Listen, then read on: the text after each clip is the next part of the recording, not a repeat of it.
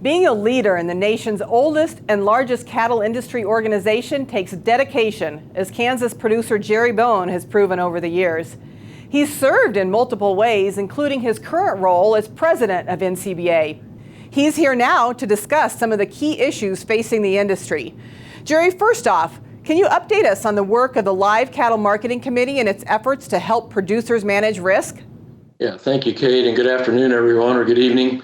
We do have a live cattle marketing subgroup that's been working since our summer meeting last July in Denver. This group, it's a group of 6 individuals from different segments of the industry from around the country. We've probably met over 30 times since that time, as we have tried to come up with a trigger program that would be conducted by the industry on a voluntary basis. That work is ongoing. We're about to finish the first quarter, so we will be looking back in arrears at how much negotiated trade took place in January, February, March of 2021. We have yet to completely complete the packer portion of our program. We're working on that. In fact, we have calls later this week with 2 of the packers to firm up our work with them, and hopefully cooperation from them as so we can move forward and have the whole program complete. So it's a work in progress. I would say there is certainly some positive signs. The concern has been the lack of negotiated trade in Texas and Kansas. I think both of those states have stepped up. We haven't had every week where we met the goals of the program, but certainly appears that more weeks than not that the negotiated trade volumes were met, and I'm optimistic that as we go forward, we are changing a little bit the way that we do some business in an attempt to have more negotiated trade. Talk about beef demand and some of NCBA's work to make sure that stays strong. Beef demand's been a shining star.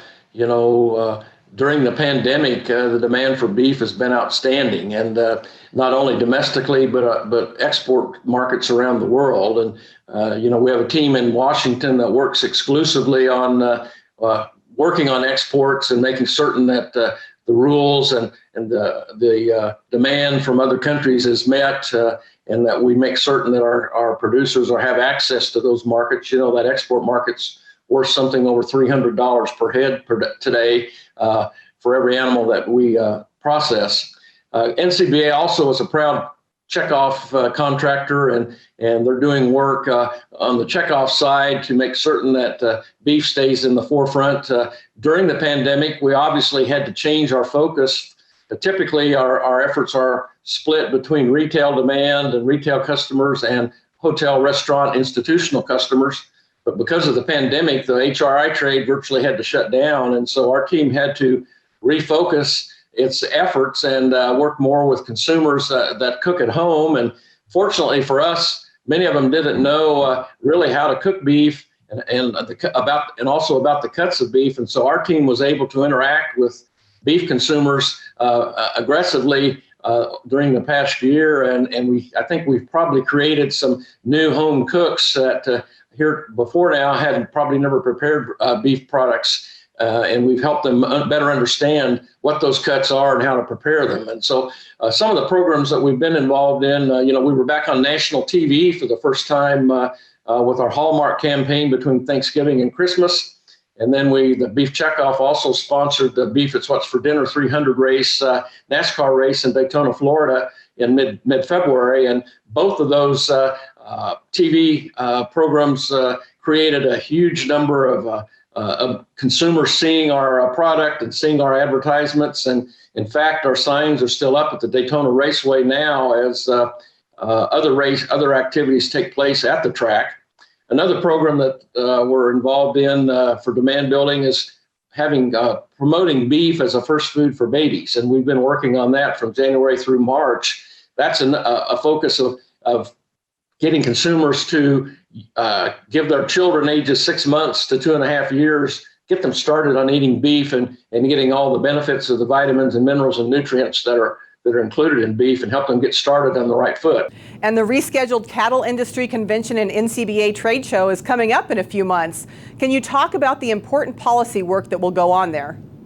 We're going to meet hopefully in August, mid-August in Nashville, Tennessee.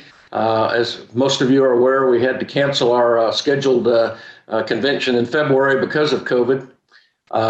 We will be doing a lot of policy work. I think there was a reluctance this winter because of COVID and the fact that we had to conduct our winter meetings virtually. There was a reluctance to do a lot of heavy lifting in policy. So I'm assuming this summer when we meet in Nashville that there will be considerably more resolutions come forward from our state affiliates. I'm certain cattle marketing will be a big topic again with the Cattle Marketing Committee. Obviously, with this new administration, sustainability and climate change will be at the forefront. So I'm sure a couple of our policy committees will be dealing with that also, and certainly the checkoff committees will be meeting. And this is the meeting where they are presented with ARs from all of the checkoff contractors, and so that's where they provide them feedback as they prepare for the Beef Operating Committee meeting later in the fall, where funds are allocated for research projects and promotion projects for the coming year. So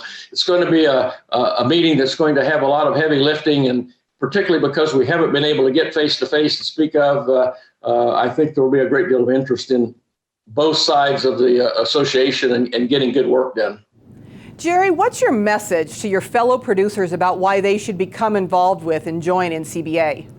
Well, NCBA is, I think well known for being having a very lively, big presence in Washington, D.C. And recently we heard from an individual who is not really a member of NCBA and over time has questioned some of our work. And he made the comment last summer during the COVID crisis, if you want to get something done in Washington, D.C., you better be affiliated with the National Cattlemen's Beef Association as it relates to anything that has to do with agriculture. And I think that speaks very well for our association and the work that we do on the policy side, and certainly the checkoff work that we do, new product development, beef safety research, consumer nutrition research, all of those things help sell beef. And